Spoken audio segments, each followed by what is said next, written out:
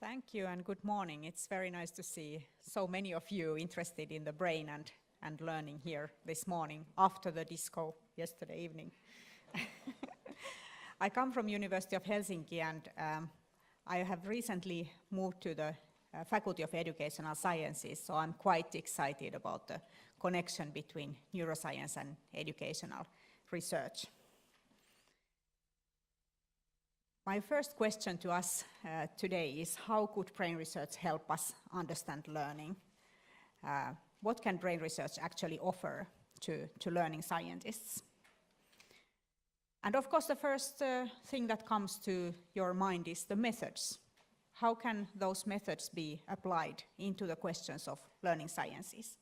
Some of the methods are very laboratory based, so it means that we have to take the learner to the lab and try to simulate the learning conditions. So this is not a natural learning situation, but in these types of methods we can still do many different types of tasks that resemble actual learning. For example, with magnetoencephalography that you can see in this picture, or then with functional magnetic resonance imaging, which is probably the most popular one of these laboratory-based brain research methods. You can study, for example, learning materials. How does your learner understand the materials? Are there some problematic points and so on? And you can go into very, very detailed questions with these methods. But luckily we also have portable methods, methods that we can take to the actual learning environments. This is a picture taken from Arabia Peruskoulu in Helsinki, where second graders are eagerly participating in our research.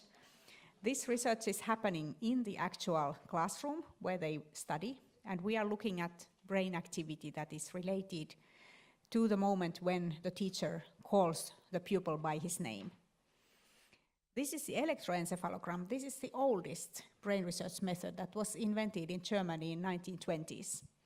But I believe that this is also the brain research method for the future, because it's very easy to measure this. It's the size of a cell phone, the actual device that is doing the recording, and then you need some electrodes on the head. You can have many electrodes like in this picture, or then you can just have a few hidden under the hair, so you don't even have to reveal that you are doing some brain research in the classroom.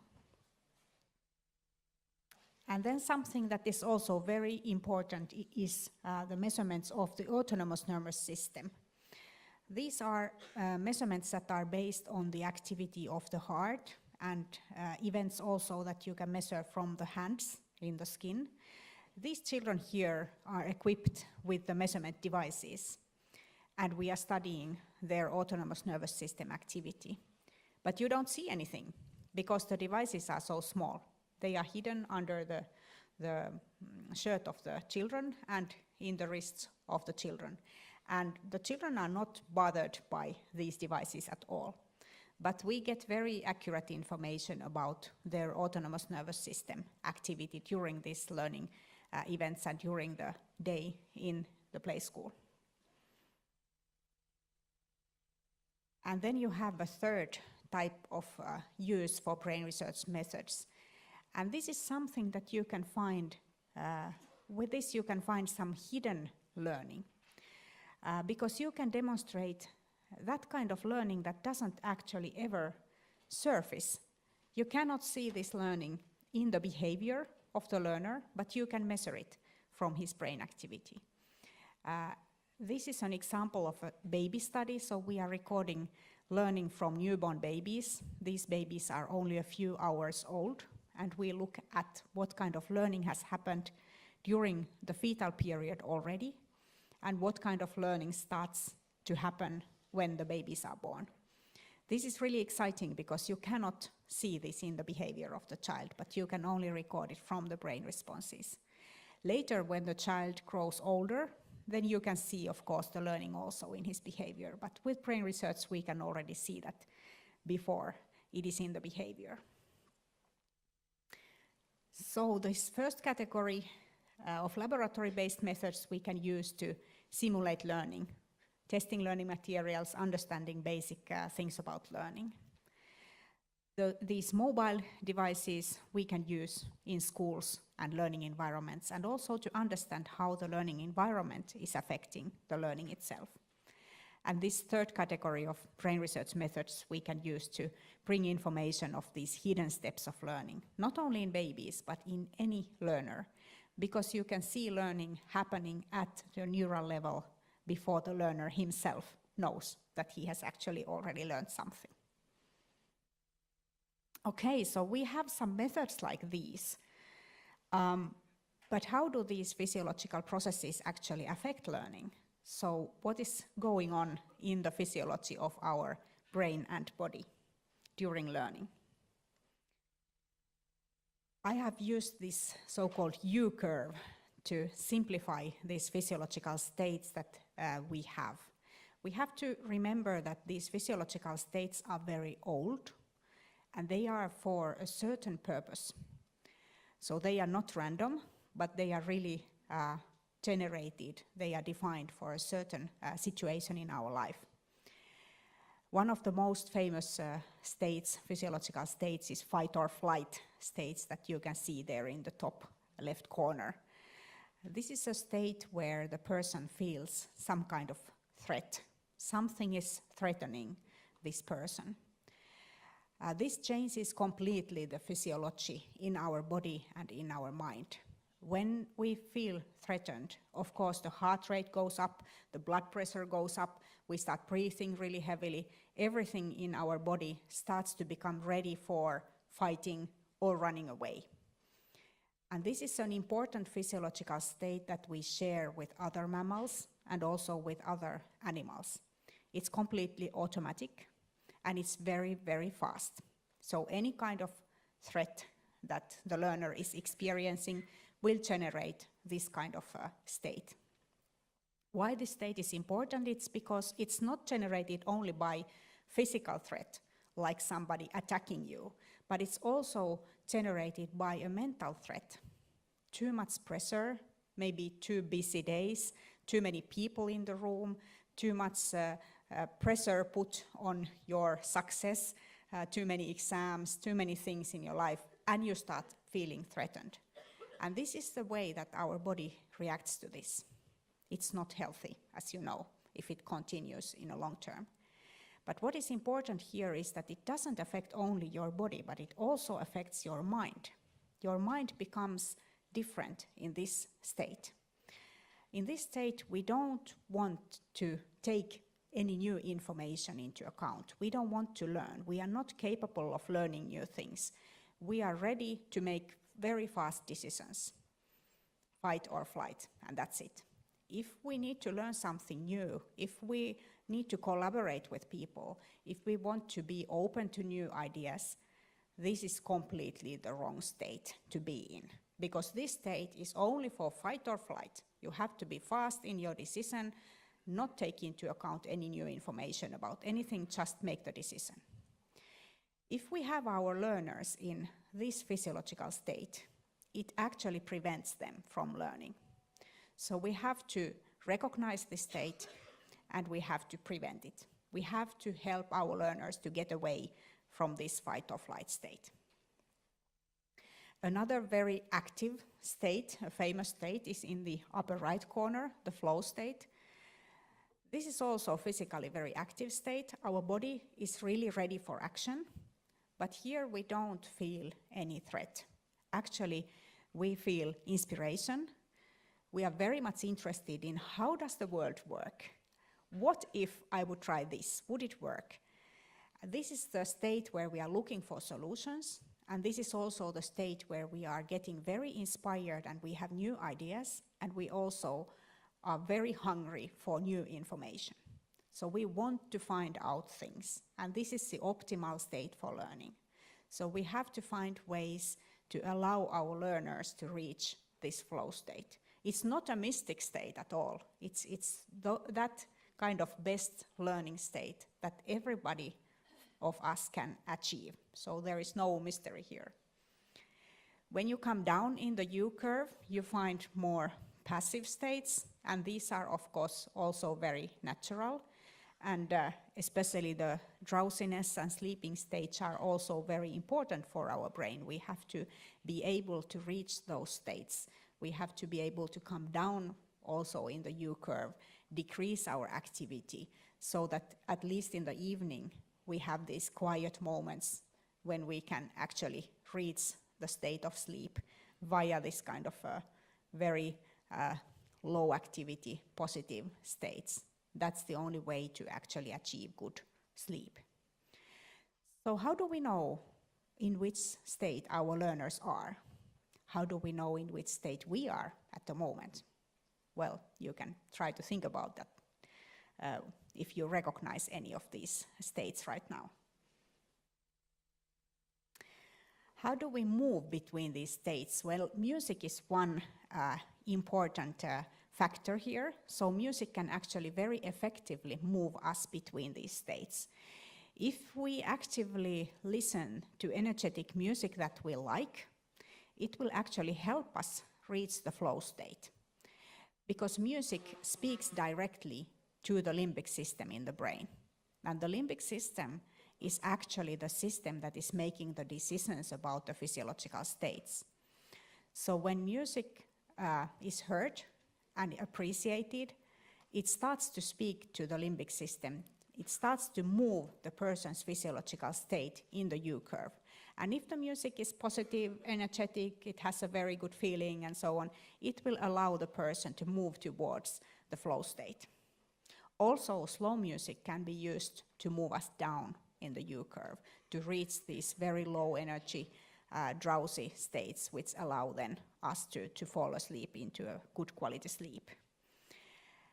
Also, physical activity is capable of moving us in the U-curve, especially long periods of time with physical inactivity. Practically, this means sitting, may induce these drowsy states or even this fight or flight state.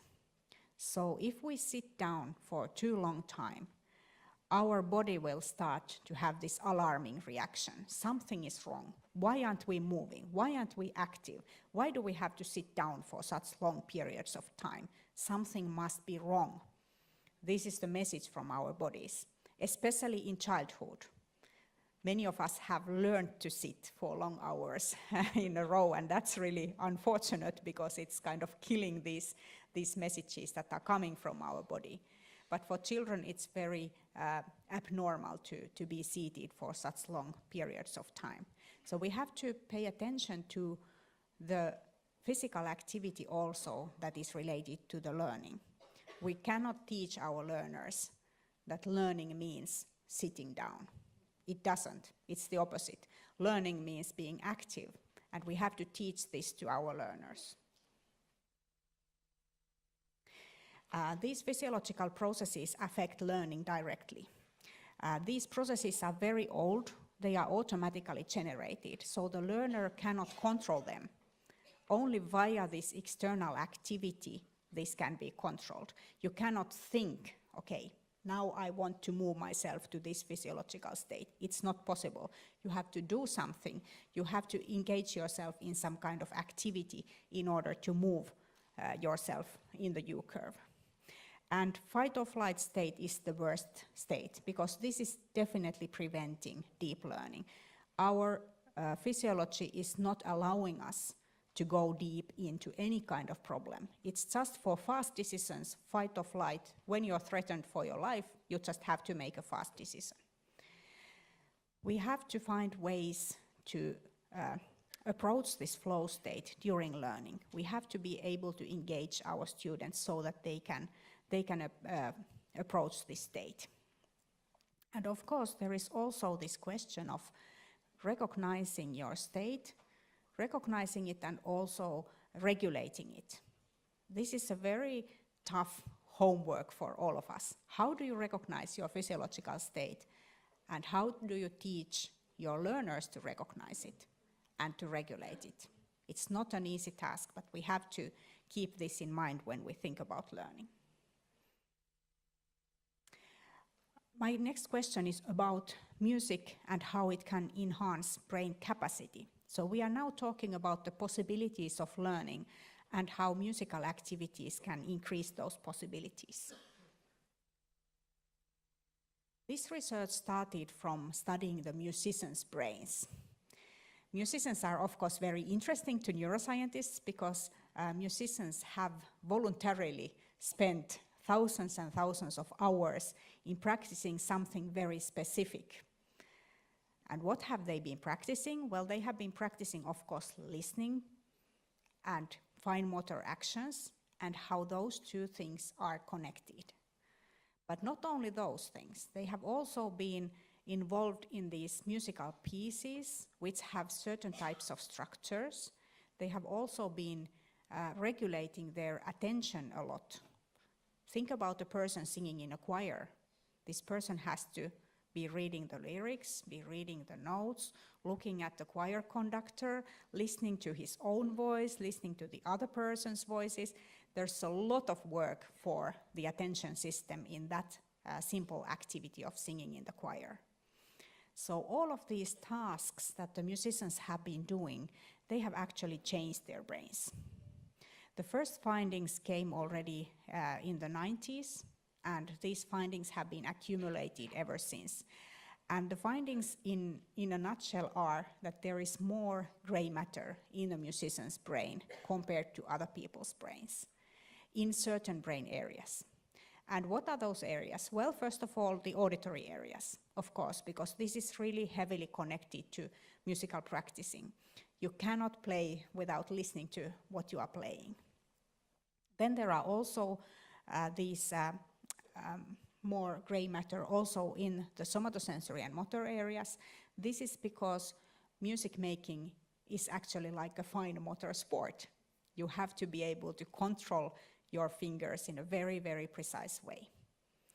And then those tasks related to music that require attention, they have also grown more gray matter in the frontal lobe, in those areas that are related to regulating the attention and the capacity of attention. And then also in the frontal lobe, there are areas that are related to understanding structures. And those areas are also stronger in musicians. Well, it's not only gray matter, but it's also white matter that has grown stronger in musicians. White matter is full of these tracts that are delivering information from one brain area to the next one. There are close connections between brain areas, but also very long connections, like from the left auditory cortex to the right auditory cortex, these kind of long distance tracks. And then also tracks between the muscles and the brain. So these are delivering information, for example, to the hands. These tracts are more clear in musicians. So it practically means that there is more information flowing between the brain areas in the brain, and also that this information transfer is faster in musicians. This became, the musician's brain became like this because of the practice, because of the thousands and thousands of hours of practicing. But these are not music areas in the brain. These are the very general areas that everybody uses for listening, for regulating attention, for regulating your hand activities, for understanding structures, not only in music, but in life in general. So what it practically means is that this extra capacity that was generated by practicing music is available for other tasks, any task that you need your auditory cortex for. For example, listening to a speaker in noisy bus. This is an example of a task where you need your auditory cortex to have extra capacity for calculating what is actually the noise and what is actually the sound that you want to listen to. When children start playing music, it takes approximately 1 year for this extra capacity to be built in their brains. So after 1 year, after starting the musical activities, the children already have these transfer benefits. So they already have this higher cognitive capacity for listening, for understanding structures, for fine motor actions, for regulating their attentive capacity. This is very important. It's like a positive side effect of having music as a hobby. It's quite important that also population-based music activities have this kind of positive effects. This is work by Nina Kraus. She works in very poor areas in the US where children don't have hobbies. And she's offering musical training for free for these children. And she's also studying their language capacities and their auditory capacities. And what she has shown here is that after receiving musical training, these children perform better in a test where they have to understand speech in noise.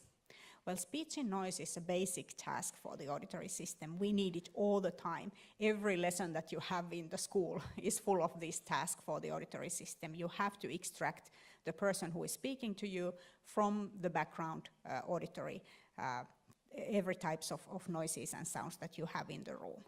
And these children gain this skill via practicing music. They also gain another skill which is related to the fidelity of the auditory system to represent consonant vowel syllables. So this is also related to the auditory skills. How easy it is for the child to perceive speech, native language speech, but also foreign language speech. So with the musical training, very simple group level training, you achieve these kinds of benefits for these children who have some problems also in understanding speech. So learning music is actually enhancing brain capacity. When you learn to play a musical instrument or you learn to sing, you actually enhance the brain capacity because there are these large structural changes in the brain that are very, very beneficial for learning. This capacity is not only available for music tasks, but it's available for any kinds of tasks. Sometimes it's called cognitive benefit, sometimes it's called transfer effect, but they all mean the same thing. The brain is equipped, more equipped for learning. Anybody can benefit from these at any age.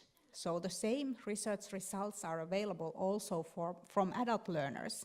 In Germany, there is one study where you have to be 75 years old to participate, and you may never have played a musical instrument before, so it's your first time going to a musical instrument training, and they still see the same effects in their brains. And also music can be used to regulate the states, the physiological states, and this is possible only by listening to music, so you don't even have to play it or sing it, but active listening to music will be changing the physiological state in the U curve, and this is of course a good way also to use music to benefit learning. Then a little bit about physical activity. I already mentioned when we talked about the U curve that you have to prevent your learners from ending up in the fight or flight corner of the U curve. You have to do this by engaging them in physical activity. Our mind is active when the body is active. And this is because of the U curve. If you think about the physiological states in our mind and body, they are very much connected. So when we have positive, good physical activity, I don't mean sports only, but I also mean just very basic things like standing up or discussing with people or even leaning forward in the chair, these types of signs of physical activity, then you know that your learners are active. So if you look at what your learners are actually doing, you can already see if they are mentally active. Because if they are leaning backwards and looking like this, you can already guess that no, there is no mental activity also. But if they are engaged, if they are leaning forward, they are waving their hands and they are really talking to each other and so on, then you know that this physical activity is also connected with the mental activity. This is the way that our mind and body are connected. There is some research about the effects of physical activity in our learning capacity, and you probably know that a physically active lifestyle is very good for learning. This is my favorite study on this topic. So here the researchers took 120 people who live a completely sedentary life, so they don't have any sports hobbies. And what they did was they took half of these people and they taught them to walk. What does it mean? They were taken to a walk with a wristwatch that is showing their pulse, and they were taught to walk at the right pace so that they can still speak with each other and so on, but they are a little bit out of breath, and they have a slight raise of heart rate during this walking, and they did this for 3 times per week, 40 minutes. It doesn't sound like much. 3 times per week, 40 minutes walking.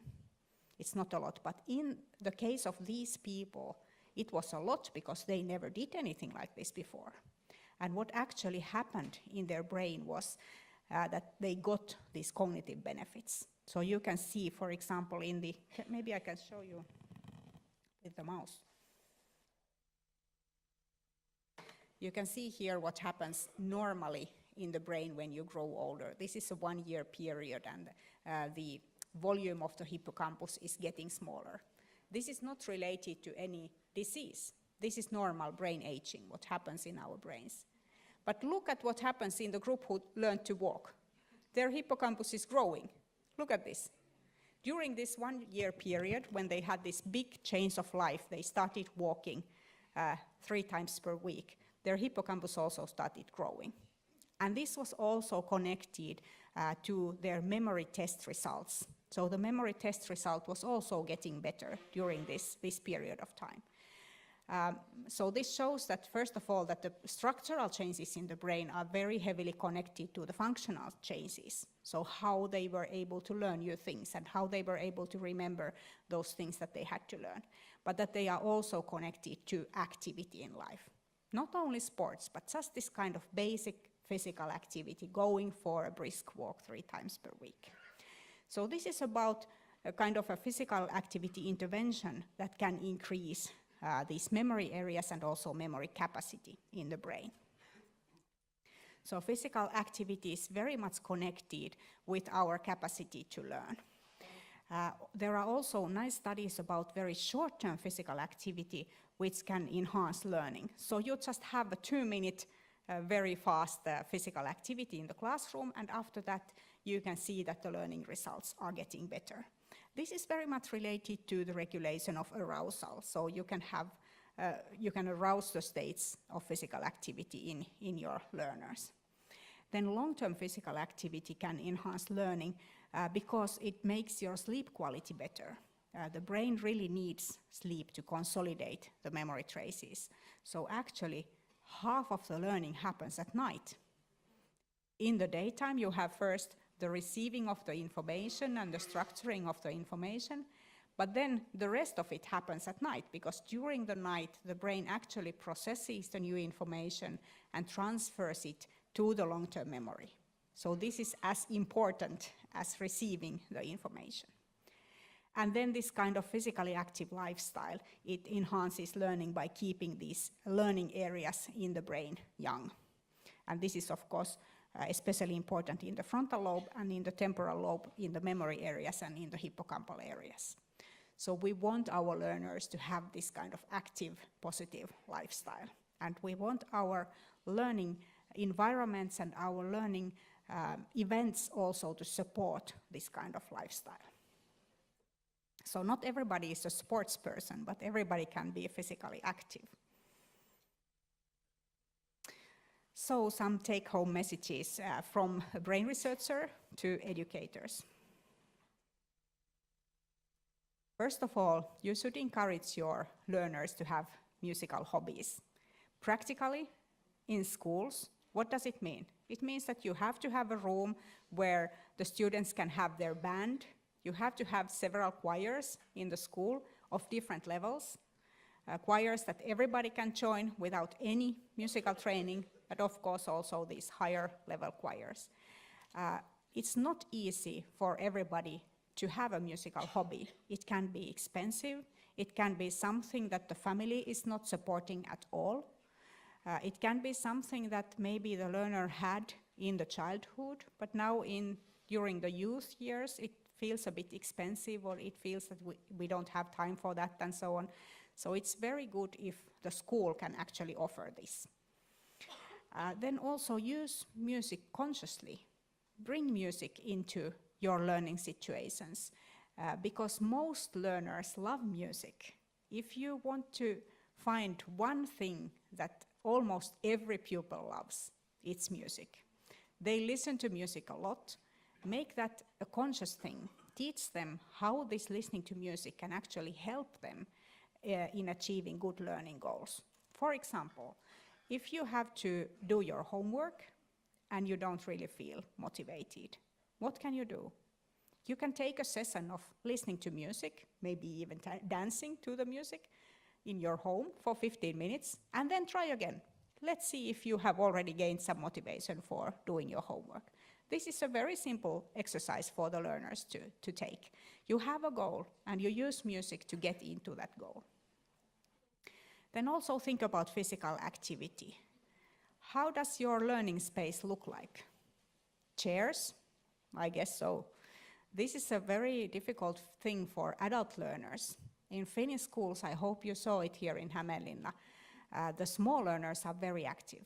You have all kinds of physical activities in the classroom. You have a lot of teaching also going on outside the school building, even though it's raining and so on. We have already developed these ways to teach small kids to be physically active. But what about us adults? You have now been sitting here for something like 40 minutes soon. How should we reorganize this event? Should you be standing maybe? I don't know, it's not very practical because you have to make notes also. We have to think about how to do this. What are the practical ways of increasing physical activity in learning situations?